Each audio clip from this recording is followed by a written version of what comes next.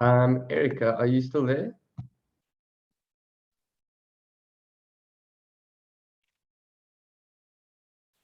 Shawn, yes. Okay, cool. Do you think I should just start? Yes, it's 5 past now. Yeah, it's a small group, but it's okay. Yeah. Well, thanks so much for joining, everyone. I really appreciate it. So about a year and a half ago, I started my master's in philosophy at the Sustainability Institute, and my topic was urban food systems, and to explore, the configuration of food flows and food metabolisms in Cape Town. So just as an introduction, we all know that urbanization is taking place, more so in African and Asian cities. They're calling this the second wave of urbanization. And this growth of the human population is placing pressure on our finite resources, such as water, space, energy, etc., etc. So, coupled with this, food insecurity and malnutrition and diet-related non-communicable diseases are on the rise, and they are particularly affecting women and children in Africa. Additionally, food systems form a major part of urban systems and significantly contribute towards environmental degradation. So urban systems include flows of electricity and water and waste. And unlike energy and water, which are metered, food is difficult to capture data on the flow because it's mainly provided by private companies who own their data and are reluctant to share their data due to competitive reasons. And then the second part of making food flows difficult to capture is its informality in Cape Town. So many people get their food from informal food traders, which makes it, even harder to try and study food metabolisms. So my research objectives, given the context, was to firstly explore the synergies shared between food systems and a discourse called urban metabolism. And urban metabolism basically is a framework to understand how resources flow through urban environments and how they're shaped by political and economic agents. So it takes into account these social dynamics and how these social dynamics affect the resource flows through our cities.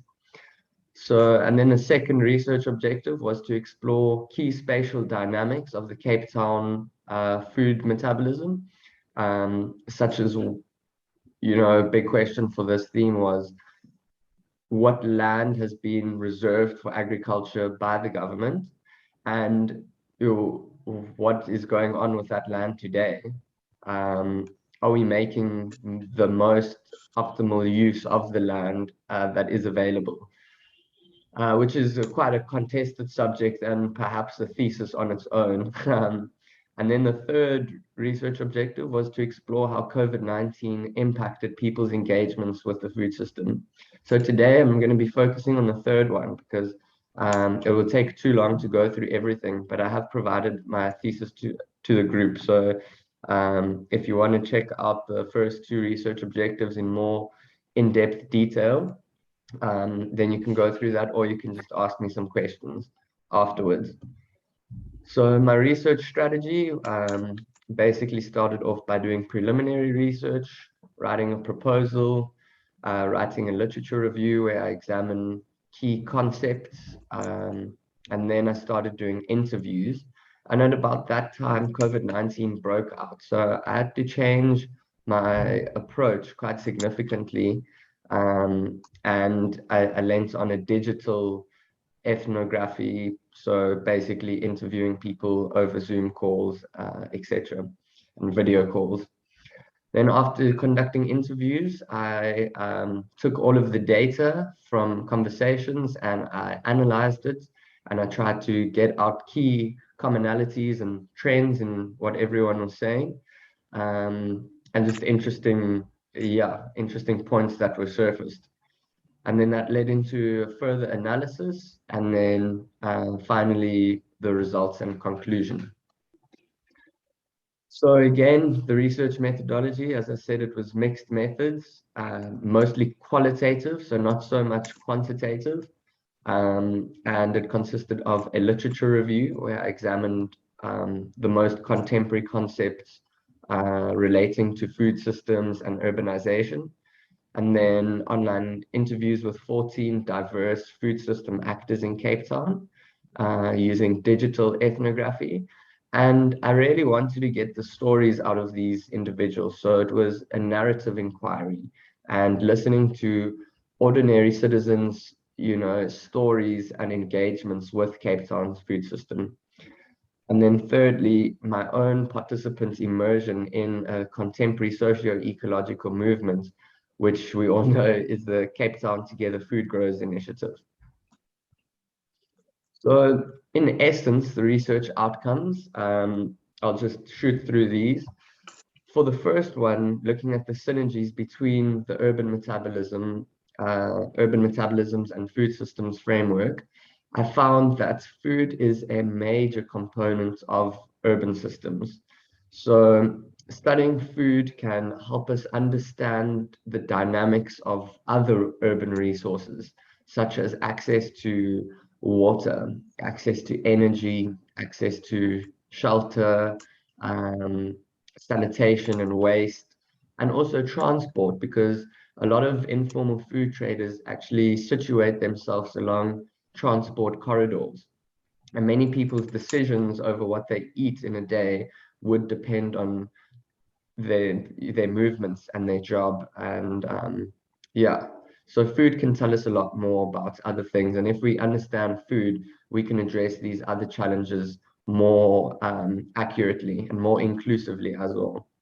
Then for the second research objective, exploring key spatial configurations of food flows in Cape Town, I found after looking at some municipal spatial development reports and comparing them over a period of time, it seemed that food and agriculture was often seen as rural and something that doesn't really take place in the urban areas.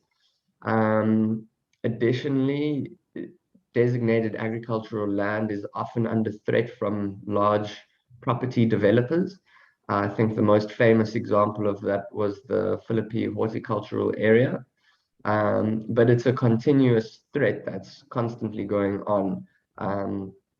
And another interesting dimension was there's so much land that can be used for urban agriculture, but accessing this land is difficult and it's quite a bureaucratic process.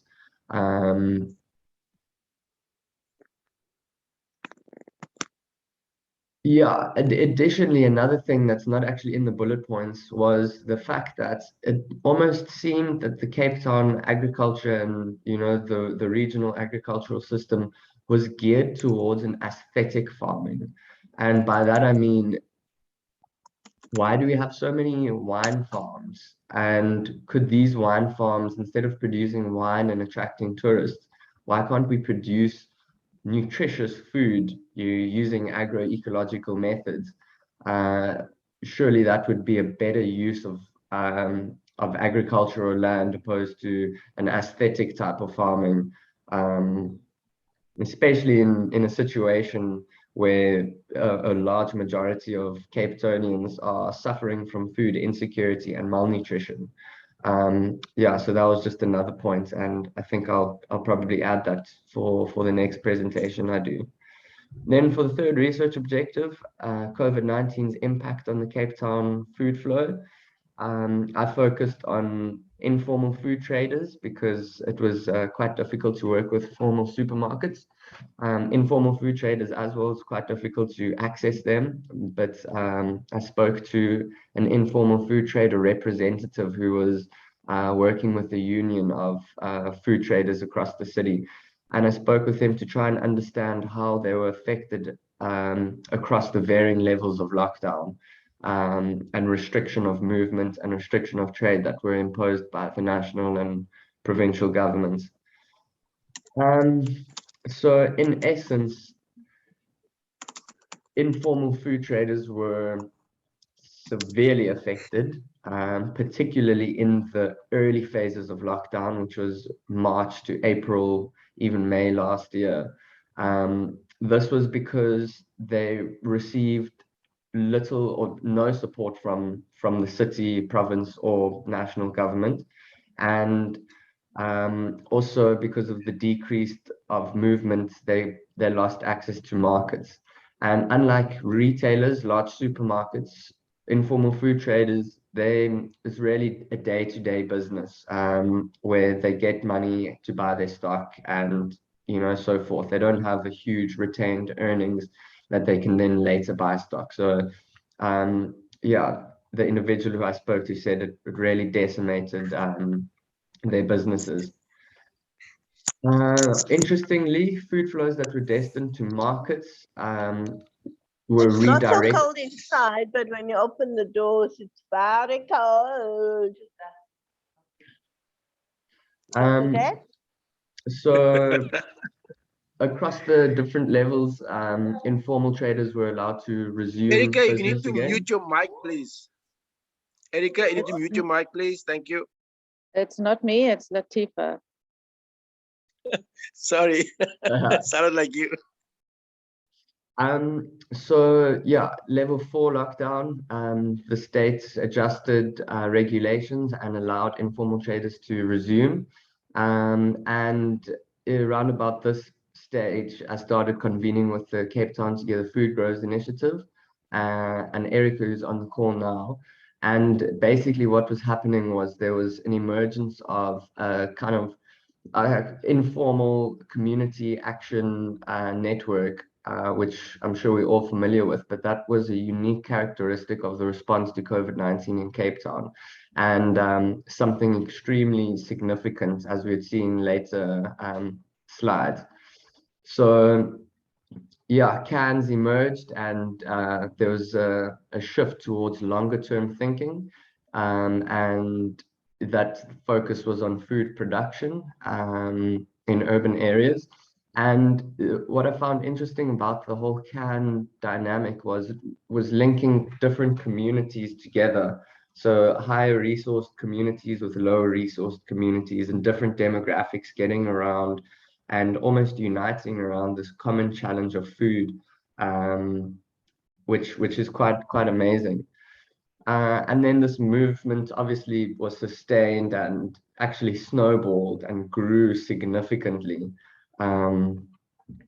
So yeah, as I said, the Food Growers Initiative emerged around about towards the end of March. It is a community-led, self-organizing virtual network, but also on the ground. It's not just a virtual network of food systems agents and ordinary civilians who seek to address challenges of food flows and also the environment.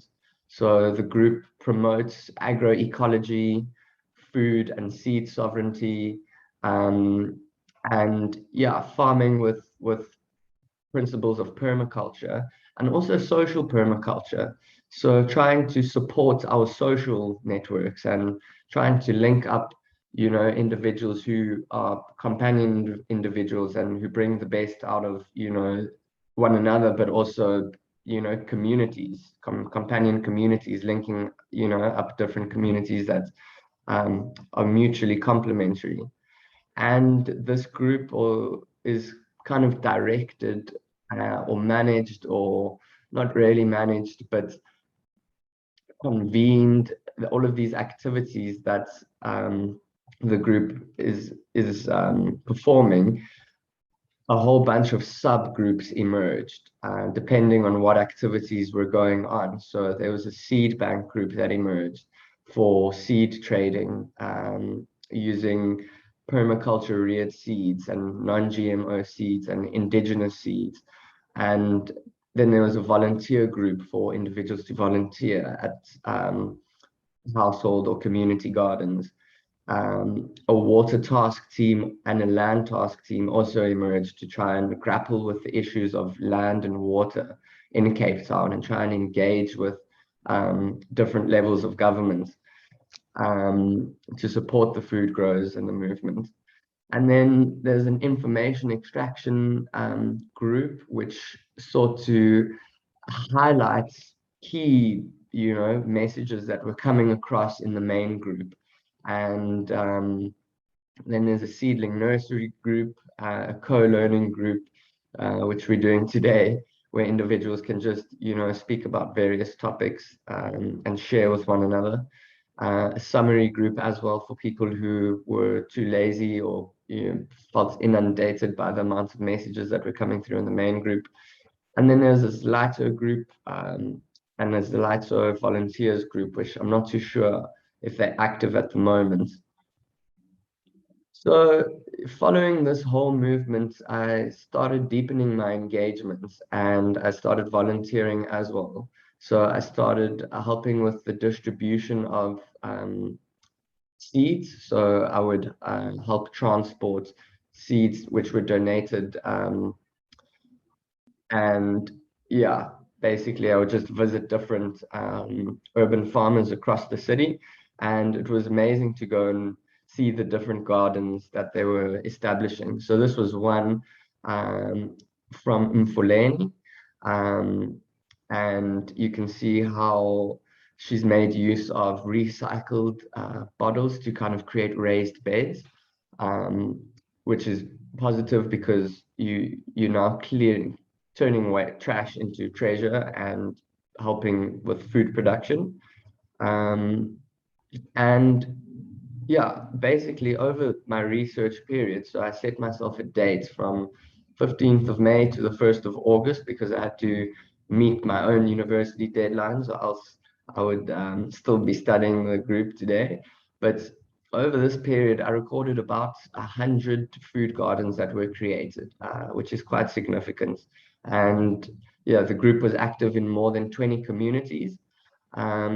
Something that was particularly interesting for me was the role that schools have in playing in transforming our food system and promoting sustainable food production. And also, perhaps the most important thing, in my opinion, is education about sustainability, about regenerative food systems, about healthy, nourishing food by integrating urban agriculture at schools who have the space available. The kids can have tremendous learning benefits that cross science, technology, engineering, mathematics, biology, art, even, and that's quite powerful. So this was taken at a school in Factoryton, where the principal is a champion of urban agriculture and the transitions that are needed for a healthy society and a healthy environment. So this image, or these three images, the school doesn't exclude any method of farming. So they farm using soil, raised beds, but also they're experimenting with systems like aquaponics. And on the right, you'll see two images of old drums that were retrofitted to be vertical farms. And then in the center, there's a vermicomposting chamber with a worm farm. So all the waste that comes from the kitchen can go inside there, which then gets recycled on site. So that's kind of diverting waste from entering landfill sites and producing worm tea and nice organic fertilizer for the school to use. This is an aquaponic setup that was established by the school.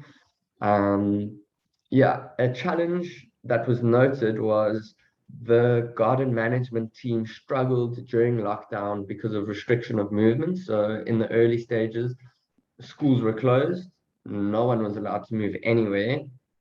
so the garden, a lot of the crops actually died because of that. And there were actually also some break-ins, and some equipment was stolen. So that's a challenge that remains. Then, based on my own engagements with all of these different food system actors and looking at all of these ideas, I had been sitting with a concept that had been maturing in my cupboard for a while, which was to use recycled car tires to create vertical growing systems. And the school was the perfect environment, and it was quite serendipitous. I didn't expect to, build this thing at a school. But it just proved to be the perfect environment for something like this. And I made the structure basically using 4 old tires, and then drilled holes in them, and then filled them up with soil. I got a steel frame welded to support the tires so they don't squash one another. The first prototype, they all squashed one another. It still works without the steel frame, but it just looks a lot neater, and it's easier to manage. And yeah, it's having that steel support structure. In the sense, is also a vermicomposting chamber, so we can recycle any food waste, and then it flows down to the bottom, and then in a catchment bucket, you're able to capture all of that nutritious leachate that comes out. This was the costs that related to this were funded by a local Rotary Club. So I'm very grateful for their support. And yeah, I'm very grateful for the school for allowing me to set this up there. Yeah, so what it does, I've basically explained that it's sustainable food production for schools. The school runs a feeding scheme every day for about 300-400 learners. And a lot of the produce actually comes from the premises. Not all of it. Some of it comes from the Cape Peninsula feeding scheme that does weekly drop-offs.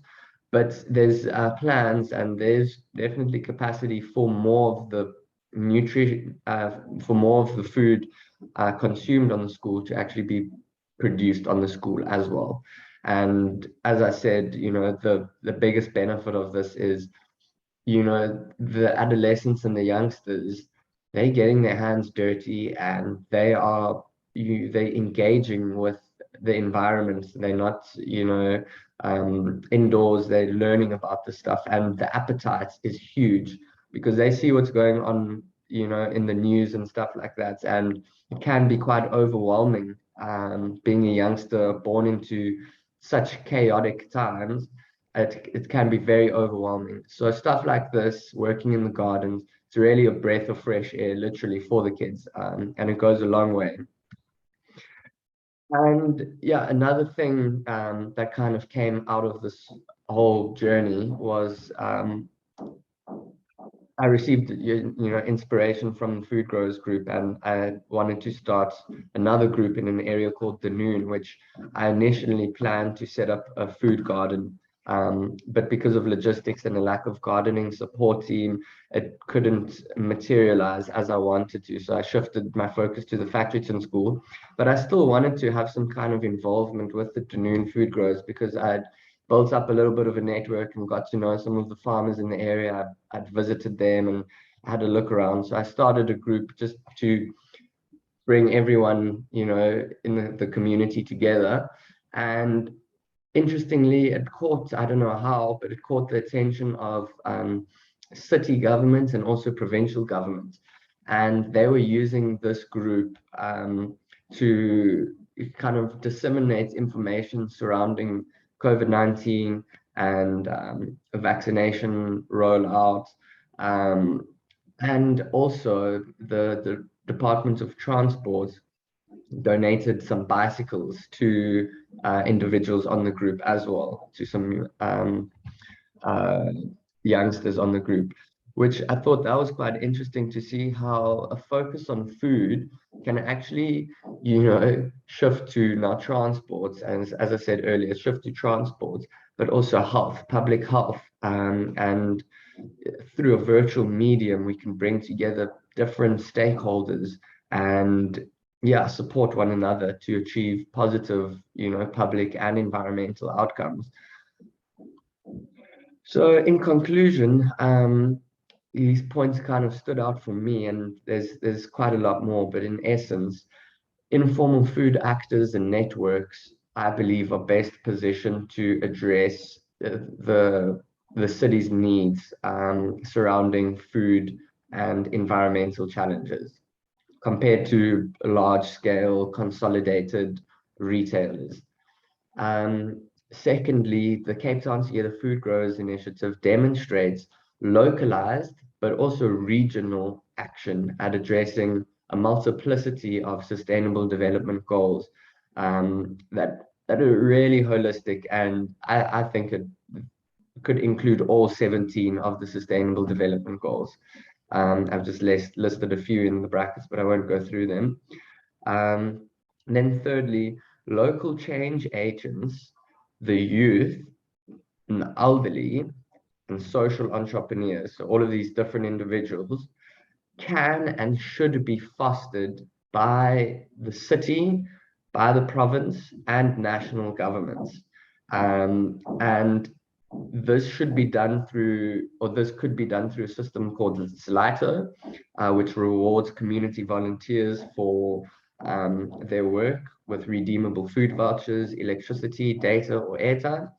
And another point is the support is not going to be effective if it's not, led and written and managed by the civilians themselves who are leading the respective initiatives. I think that's quite important. Is if we say we're going to support, the youth, is we should actually support the youth. It shouldn't just be a great PR scheme or something like that, but we should actually be meaningful about it and listen to them, and let them direct us. Let the social entrepreneurs direct us. Let the change agents of our communities direct us, because they know what's best in their communities. And by supporting them, we can achieve a lot more than just food security. And yeah, in conclusion, supporting informal food networks can help address issues of social justice and traditional inequalities along the lines of gender, wealth, education, spatial inequalities, etc. But also, we can achieve environmental justice, and we can build more sustainable and regenerative water flows and soil systems and just general environmental systems. And I believe, we'll also be able to create inclusive economic opportunities as well, in sustainable food production, and processing of perhaps dried vegetables or vegetable stocks, or even bread making, have more decentralized bakeries. So yeah, that's basically it. And if anyone's got any questions, I think we've got like 7 minutes before the meeting ends. So yeah, just thanks again for listening to me, and thanks again for allowing me to join the journey of the Food Growers Initiative. It really has been a life-changing experience for me, and something that definitely does not end here for me, but it will continue. Yeah, the research continues, and yeah, I'm looking forward to further engaging with you all.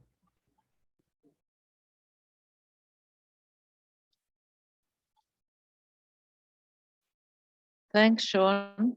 Thanks for that.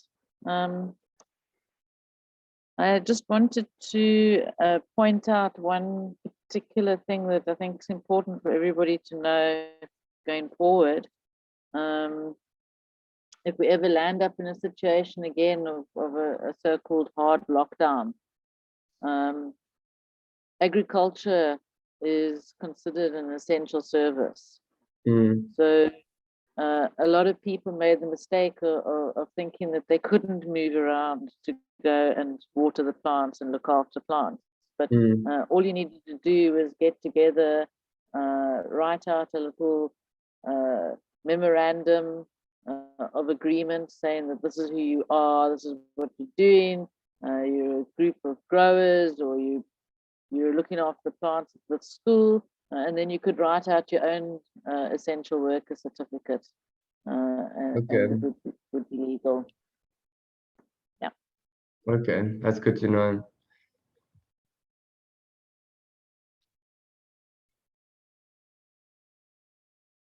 I'm gonna stop sharing my screen, unless anyone, Nazir, I see you've got a raised hand. Hi, Shawn. That's an incredible study, and congratulations. Thank you. I wanted to point out, I think I already put in my chat. Yeah, your sense about the agricultural land resource in the city, that it's under threat is actually correct. And I think what needs to be done, and I'm hoping somebody will pick this up, is that we need to have an updated version of the 2008 Agri-Land Report, which was done by the city of Cape Town. It was an amazing report. I think it's available online, and if you need a copy of that, I do have a copy if it's not available online. So I think that is completely spot on, that we need to have that land report updated. And what is your sense? My question is, what is your sense of such an update actually taking place through a dissertation or through some kind of study that can be undertaken by university students? Yeah, I think it would be great to allow the university students to conduct a study like that, as I'm a bit skeptical of, the study being outsourced to some big company, perhaps with invested interest. That's something that we need to consider. And, that in that case, the outcomes could already be known before the study is conducted. So I think it would be a great idea to have the agricultural land reports updated and involve the community more, and make it a truly democratic process, instead of it being outsourced to someone else. And I think it would be great also if in that agricultural land report we could look at vacant areas in schools and see what capacity schools have in producing leafy greens and vegetables.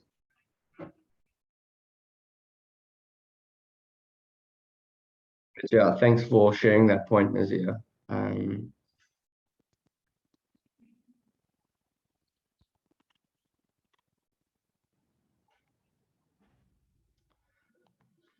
So there's 3 minutes left.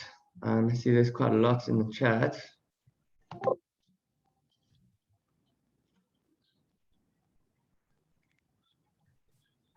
Shawn, I don't have any questions for you, but I just wanted to say well done. This has been incredible. Thank you. Thank you so much, Shawn. I really appreciate it. Thank you so much. Yeah, thanks. And all the best with your research. I can tell that it's ongoing. And I think that, you've taken this on as research, but you're also making great impact. So yeah, well done. Thanks so much, Maya. And I've also seen your name in the Food Growers group plenty of times. So nice to chat to you. Nice chatting with you as well.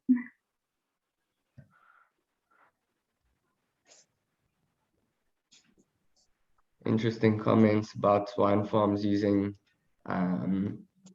a lot of water as well. Yeah, Shawn, that was my comment. Yeah. During the water crisis, we came to understand a lot about, water usage and where is all the water being used. And it turns out that, agriculture uses 70% of our water, but nowhere, unlike the households, have them been incentivized or punished in the way that they're using water, which was quite bizarre because they use most of our water, 70% of our water. The wine farms in particular are very high guzzlers of water. For every 1 liter of wine produced, 800 liters of water is used. Sure. So the value of wine farms was put in spotlight in how we allocate water resources. You know, and I think that was, you know, the thing with wine farms. It seemed to be a tourist attraction, and really, you know, I don't know why is it that we cannot have food growing farms and food growing areas like the PHN and other areas around the periphery of the city who can be protected in a way that it is our food lands where our food is being grown, and growing food in the agroecological land culture way is actually the new